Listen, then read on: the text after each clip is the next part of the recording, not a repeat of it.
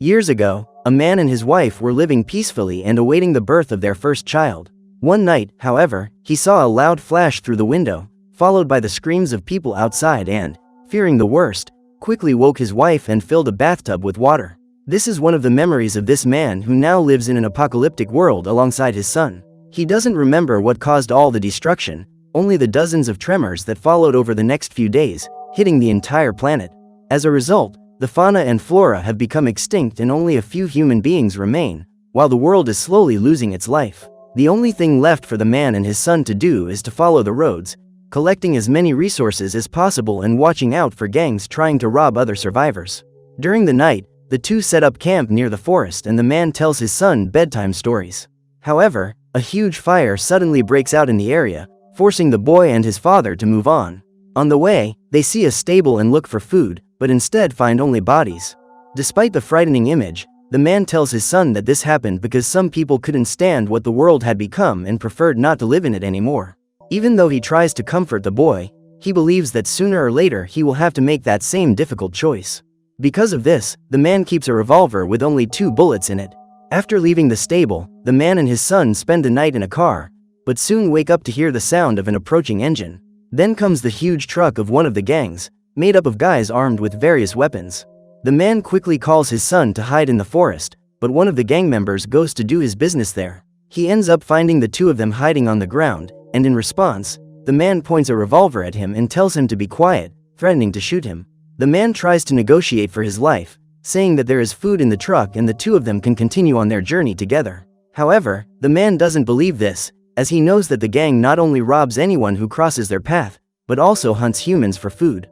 The situation becomes increasingly tense until one of the gang members finishes repairing the truck. While fixing the engine, the noise distracts the man for a minute, which is enough for the guy to grab his son and threaten him with a knife. Without hesitating, the man shoots the man in the head, but the sound of the shot is heard by the whole gang, who take off towards the forest. Carrying his son on his shoulders, he runs at full speed through the trees, until he hides near the lake, with the gang hunting them relentlessly.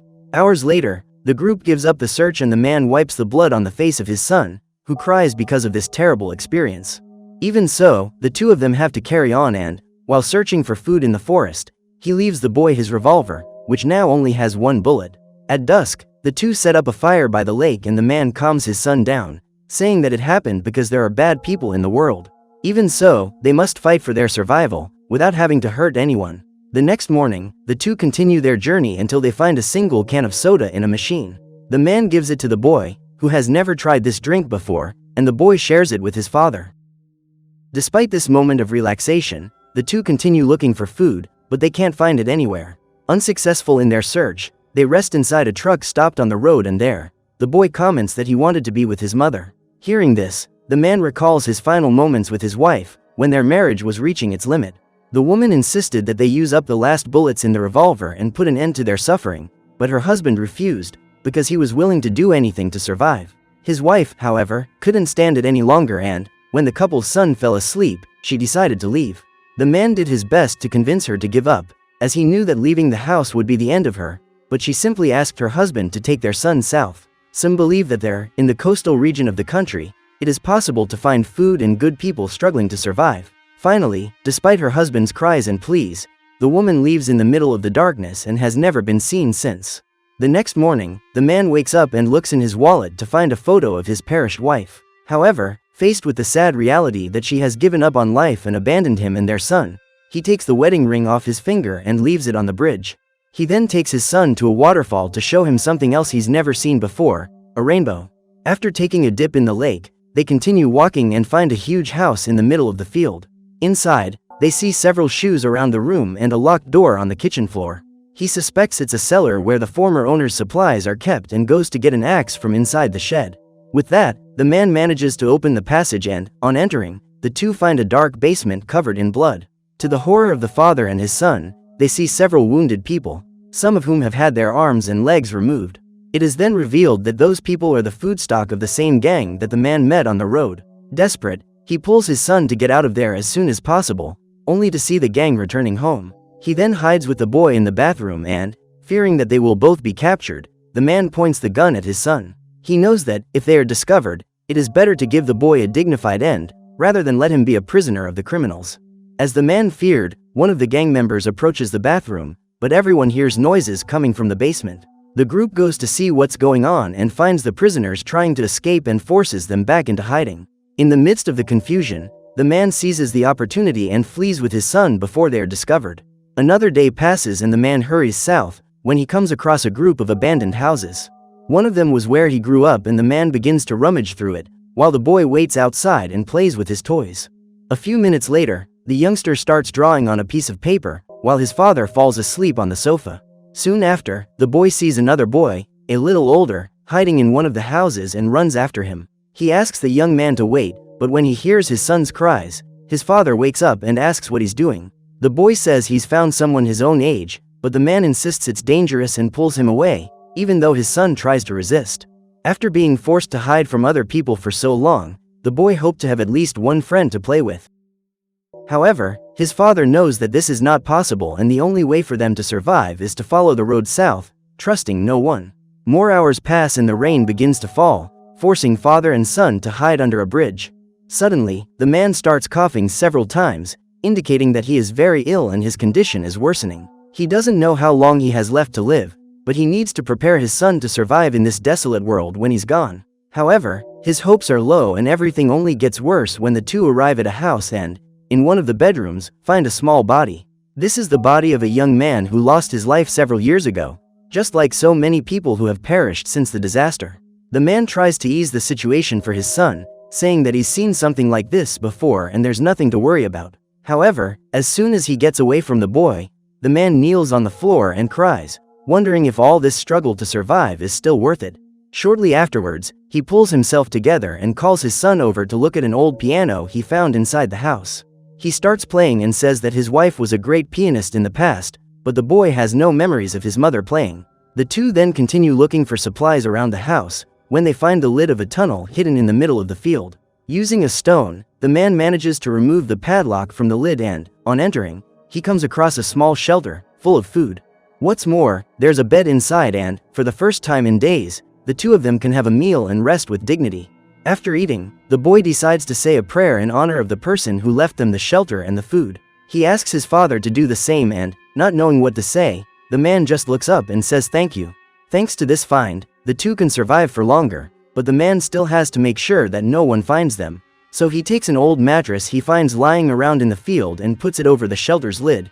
Finally, the two have dinner together and the man puts his son to sleep next to his teddy bear. He then begins to inspect the boy's backpack and finds various objects stored inside.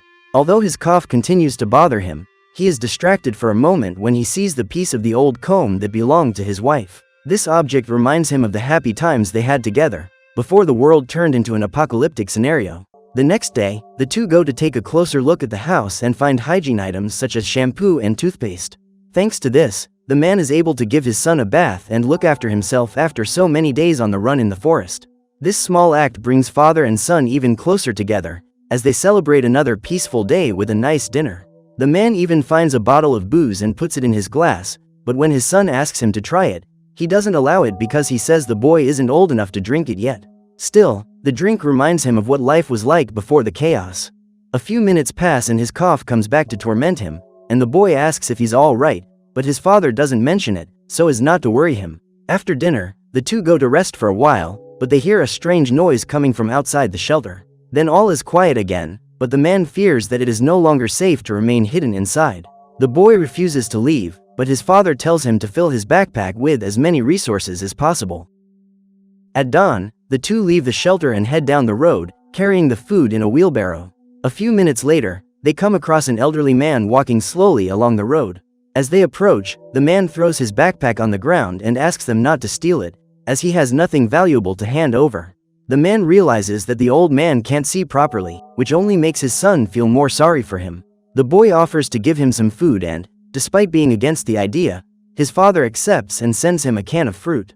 As well as being almost blind, the old man walks around aimlessly wearing a mixture of leather and wood as shoes, glued together with a plastic bag. His situation makes the man feel empathy for the first time in a long time and he invites the old man to join them for dinner that evening. The gentleman accepts and introduces himself as Ely, a traveler who claims to be 90 years old, so that the criminals don't try to rob him. Finally, the three arrive in the forest, build a fire, and the man prepares a meal for everyone. Despite the old man's condition, he still doesn't trust him completely, and, as soon as his son goes to sleep, he puts the prepared weapon aside. Even with the man's distrust, he is grateful for the help, especially from the boy, who has been the only one to treat him well all this time. The old man confesses that he also once had a son, but after the disaster he lost him and no longer talks about it. The man asks if, the way things are going, he wishes he were no longer alive, but the old man replies that this is not the way to go, because even in dark times, there are reasons to live. Another day passes and the old man leaves, but before he does, the man and the boy have filled his backpack with some of the supplies. After that, the two of them continue on their way through the forest, when they come across a hut, with its field stained with blood and scattered bones. It seems that this place is the base of another gang, which soon appears, hunting down a woman and her son. Helpless to do anything, the man and the boy hide in the forest, but another earthquake starts, knocking down the surrounding trees. The two run for their lives and narrowly miss being hit by a huge log that falls in front of them. The boy is frightened, but his father helps him up and the two go in search of another hiding place. They end up in the ruins of a cathedral and the boy soon falls asleep, but in the morning, he wakes up to hear his father coughing. His illness is rapidly worsening, to the point where he is coughing up blood, leaving the boy worried. But just like the other times, he tells his son not to worry and just to keep going. After a few more hours of walking, they reach the coast, where they find a dark beach with a polluted sky, littered with the bodies of sea animals washed up by the tide. The two of them camp nearby, but this time, the boy also starts to feel ill and his father notices that he is burning up. The man does his best to help his son feel better and the boy asks what his father would do if he didn't survive. The man doesn't want to think about that possibility, but if it were to happen, he says he would have no reason to live and would end everything in order to join the boy. The day dawns and the man sees a huge ship close to the shore and decides to swim there in search of more resources. The boy waits in the camp, but ends up falling asleep and doesn't notice when a mysterious man armed with a knife approaches. Shortly afterwards, his father returns with a bag, including a flare gun, but the guy has taken everything in the camp. Fortunately, he didn't attack the boy, who only wakes up after all the supplies have been stolen.